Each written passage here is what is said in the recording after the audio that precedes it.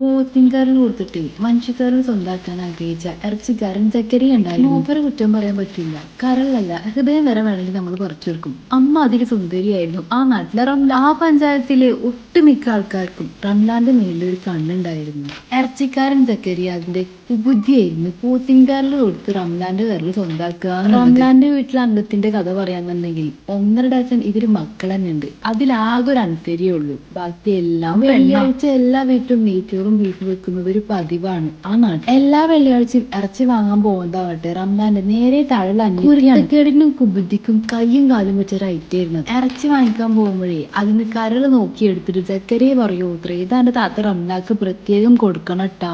ഇതിന്റെ ഇടയിൽ കൂടെ സക്കരിയ ലൈന് വലിക്കണമെന്ന് മനസ്സിലായ കുരുത്തങ്കെട്ട അനിയത്തിയാണെങ്കിൽ സക്കരിയാനെ മുതലെടുക്കാൻ റംലാത്താക്ക് ഏറ്റവും ഇഷ്ടം മിഠായി ആ ചോദിച്ചാറെന്നൊക്കെ പറഞ്ഞിട്ട് സക്കരിയാനെ മട്ടാൻ. സക്കരിയ പറഞ്ഞതോ കൊടുക്കുന്ന മിഠായികളോ ഒന്നിനെയും കുറിച്ചിട്ടും റംലാക്ക് ഒരു അറിവില്ല. എല്ലാം അനിയത്തിയുടെ ഒരു പണിയായിരുന്നു. ചാവക്കാടുന്ന് വന്ന ഗൾഫുകാരൻ അഹമ്മദ് റംലാനെയും റംലാന്റെ കറിനെയും സ്വന്തം. എന്നാലേ നമ്മളെ വെല്ലുമാ ബീഫച്ചാറില്ലേ നെയ്യുമില്ല കരളുമില്ല. വേണമെന്നുണ്ടെങ്കിൽ ഈ നമ്പറിൽ വാട്സപ്പിൽ മെസ്സേജ് ചെയ്താൽ മതി. ആരുടെയെങ്കിലും കരള് സ്വന്താക്കാൻ ആഗ്രഹിക്കുന്നുണ്ടെങ്കിൽ ഇതൊന്നും കൊടുത്താൽ മതി. ആളുകൾ കൂടെ വരും. അപ്പൊ നമ്മളെ ഫോളോ ചെയ്യാൻ മറക്കണ്ട.